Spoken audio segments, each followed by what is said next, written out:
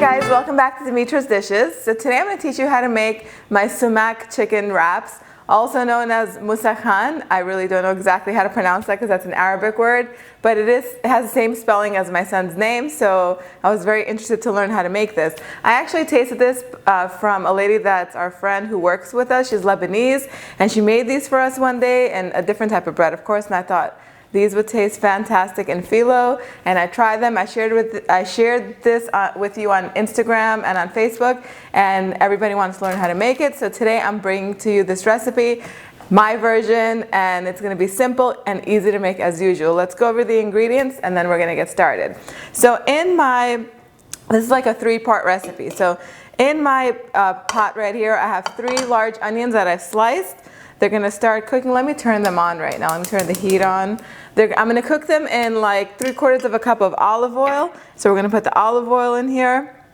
And basically, we're going to cook them for like 15-20 minutes until they're nice and caramelized. And to that, I'm also going to add a little bit of salt. And that's it. Now, some recipes call for sugar, but honestly, onions sweeten up so much when they're cooked over low flame for a long period of time until they caramelize. So I just don't even bother putting onions because then it makes them too sweet. So we got the onions cooking. I love to use the boneless chicken for this, boneless chicken thighs. So these are boneless, skinless chicken thighs that we're going to use. Between 1.5 to 2 pounds is perfect.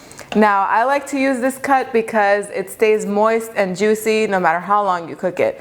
Chicken breast, you'd have to be really careful if you're using it, but you can use a whole chicken that you get the butcher to cut up, or if you already buy it cut up at the supermarket, you can use that as well. We're going to cook that after the onions.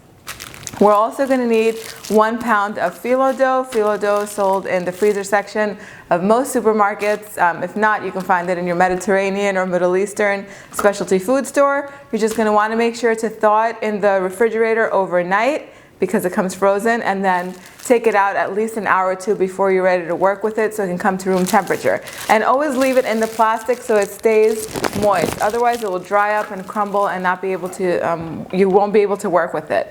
We're going to need a little bit of cinnamon, some slivered almonds, a lemon, sumac, which is basically delicious. It's what gives this whole recipe its flavor. Again, this also is found in specialty food stores like Middle Eastern or Mediterranean ones.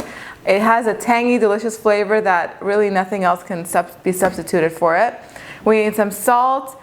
I'm using red pepper flakes, but you can use black pepper, and then 2 cardamom pods. So cardamom pods are really nice too. If you don't care for the flavor, just leave them out.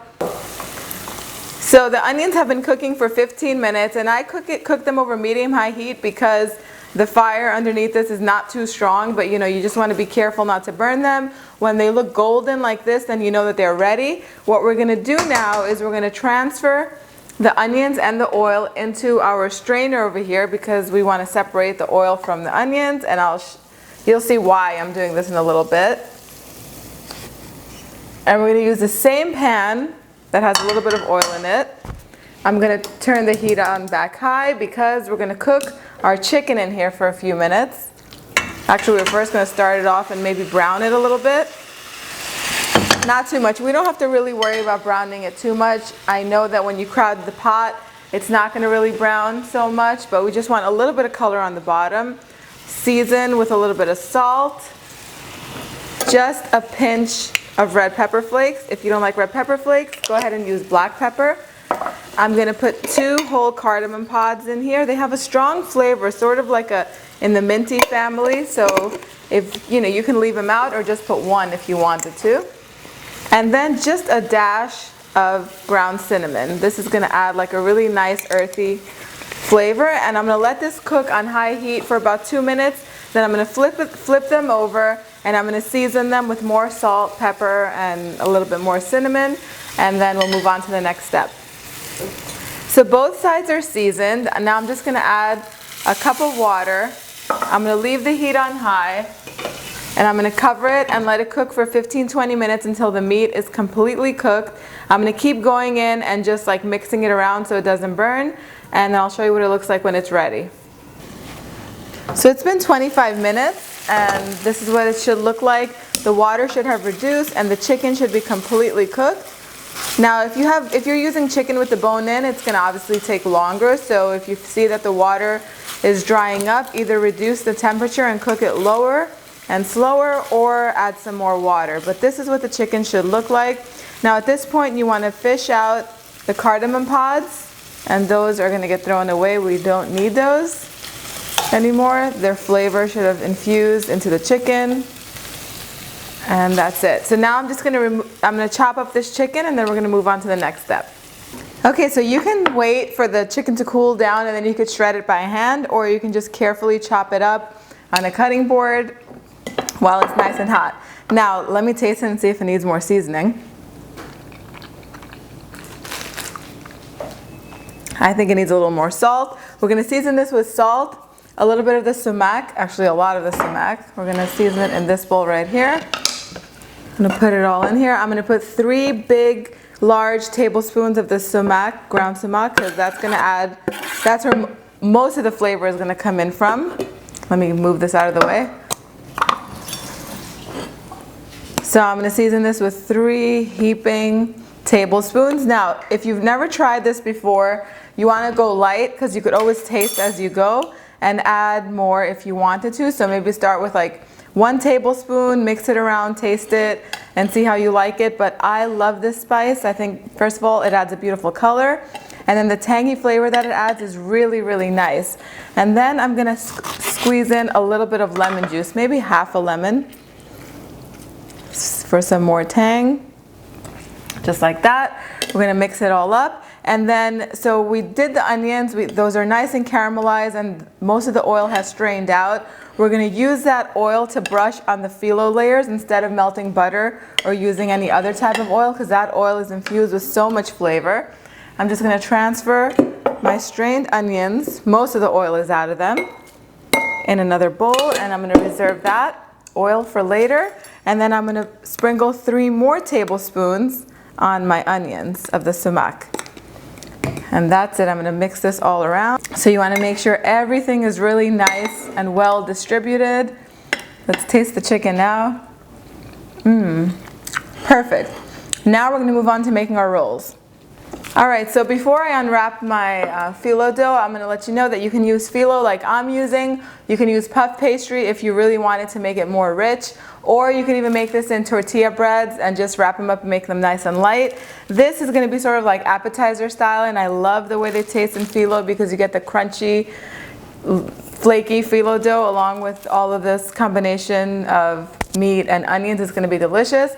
But I'm also going to show you after this how to serve this family style on like a nice big soft pita bread. But we're going to cut this in half. Like, you can take out your ruler if you want to, but there we go, that's good enough. And then you can come closer so I could show you how I fill these. Okay, so we're going to make 2 layers. Now if this happens to you, don't worry about it. If the phyllo separates in some parts or starts to break, no big deal, because it's going to get rolled up anyway. So each layer is just going to get drizzled with the oil.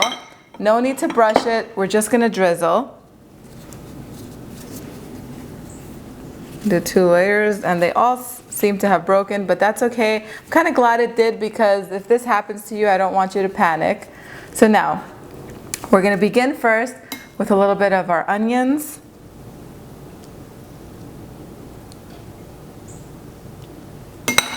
And then about a tablespoon of our chicken.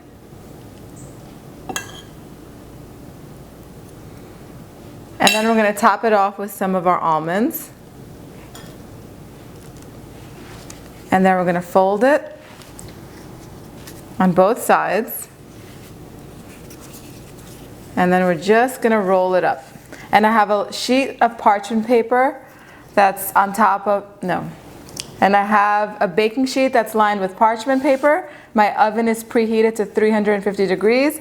And I'm going to keep rolling these until I have, this should make about 12. Let me show you one more.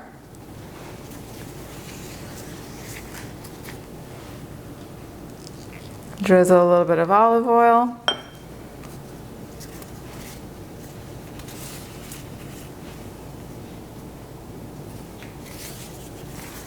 The other phyllo on top.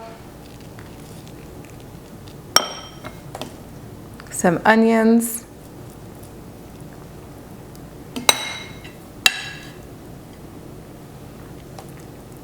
chicken and almonds. We're gonna roll it up. And again, if you wanna make these a little bit lighter and not so full, so that way you can make more, you can totally do that. Then you'll get more rolls, obviously. But these are gonna be really nice and substantial appetizers. I'm gonna keep doing this until all of them are on my tray, and I'll show you what that looks like as soon as I'm done. Okay, so I'm rolling up the last one, and I actually ended up getting 13 instead of 12. I usually get 12, but what always ends up happening, if you're like me, the first ones always have more onion in them, more chicken, more everything. And when I get to the middle, I start to panic, like, oh my God, what if I run out and I don't have enough? And the middle ones have just a little bit less. And then when I get to the end, I realize that there is enough, so they all get a normal amount. But what you could do is you can mix the onions and the chicken together, so it'll be kind of easier to fill and pre-portion them out so you know exactly how many you'll need. But I'm never that precise. So I have a little bit of phyllo dough left over. I'm gonna wrap it right back up in this plastic, and then I'm gonna put it in an airtight, resealable plastic bag and store this in my refrigerator. I have my rolls right here. There goes my earring. Okay, so I'm just gonna brush them with this infused caramelized onion oil, and then I'm just gonna sprinkle them with a little bit of salt on top. My oven is preheated to 350 degrees Fahrenheit. They're gonna cook for about 15 to 20 minutes, or until they're nice and flaky and crisp and golden on top. And then I'm gonna show you what they look like as soon as they come out the oven. We have just enough oil. I'm also going to sprinkle these with a little bit of salt. I think I already said that. Just a little bit.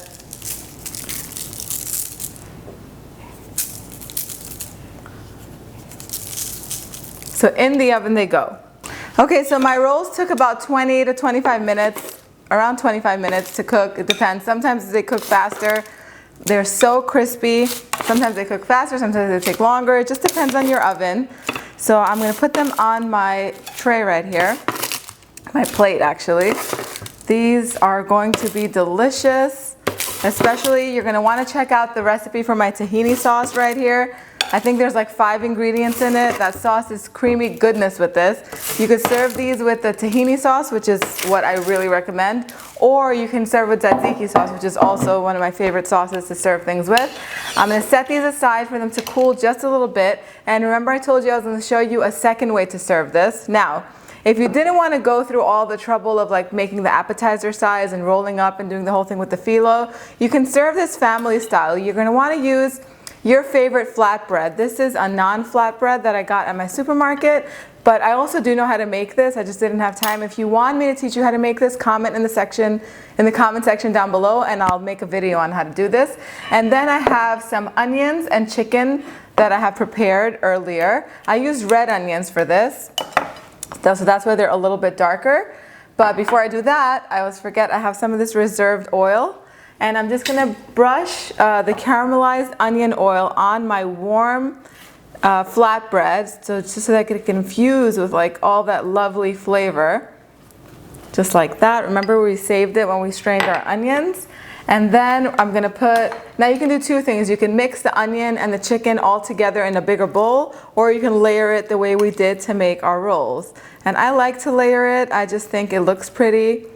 I also think that if somebody doesn't like onions or something like that, then they can just, leave them out. So you can probably do 2 flatbreads out of this, and you could feed a crowd. You could feed a bunch of people. I would say you could feed like 5-6 people with this. And then you want to put the chicken on top, like so. We'll just put half of it. I put my sliced almonds away, so I'm going to go get those out later. But I did use sliced almonds. You could do toasted pine nuts. That would be nice too. And then you can either just serve the tahini sauce on the side, or you can just drizzle it on top like that. So everyone can just get a little bite of the tahini with their chicken. My mouth is watering. That looks so good. There's one way. Here's the other way.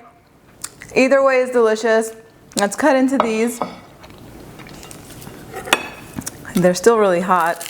You hear that crisp? That's definitely what you're going to want to hear. Look at how nice they are and moist they are on the inside.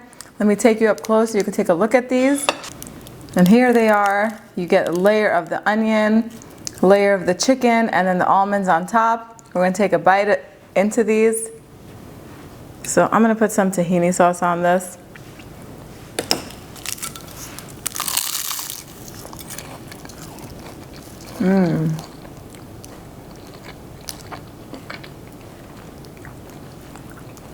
It's everything. You got flaky, crisp, sweetness from the onion. The chicken is really nice and tangy from the sumac. The recipe, as always, in the description box down below, as I speak with crumbs all over my face. Go onto the website www.dimitrasdishes.com. If you like this recipe and you want to see more, hit that subscribe button underneath. Comment in the section down below what you want to learn how to make next. And I will see you guys next time. Bye, everyone.